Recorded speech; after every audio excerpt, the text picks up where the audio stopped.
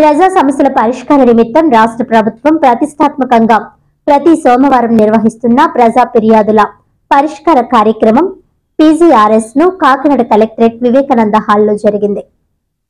ఈ కార్యక్రమానికి జిల్లా collector Shan Mohan, joint collector Rahul Meena, జిల్లా రెవెన్యూ అధికారి J Venkatrao, housing PD NVV Satyanarayana, KSEZ SDC KV Ramalakshmi, CPO Trinath, deputy collector Sridhar ఇతర అధికారులతో కలిసి హాజరై కాకినాడ జిల్లా నలుమూలల నుంచి వచ్చిన ప్రజల నుంచి వినతులు, అర్జీలను స్వీకరించారు.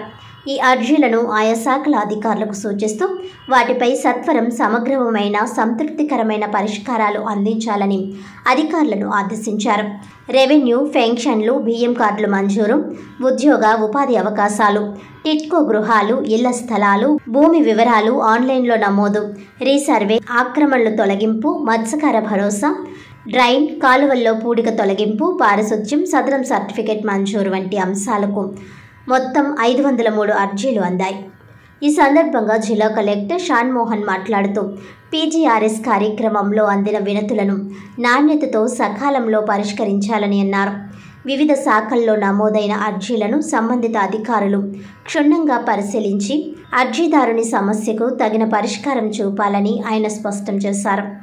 అర్జీల పరిష్కార ప్రగతిని ఎప్పటికప్పుడు ఆన్లైన్లో నమోదు చేయాలని జిల్లా కలెక్టర్ తెలిపారు. ఈ కార్యక్రమంలో వివిధ శాఖల జిల్లా స్థాయి అధికారులు, కలెక్టరేట్ విభాగాల అధిపతులు తదితరులు పాల్గొన్నారు.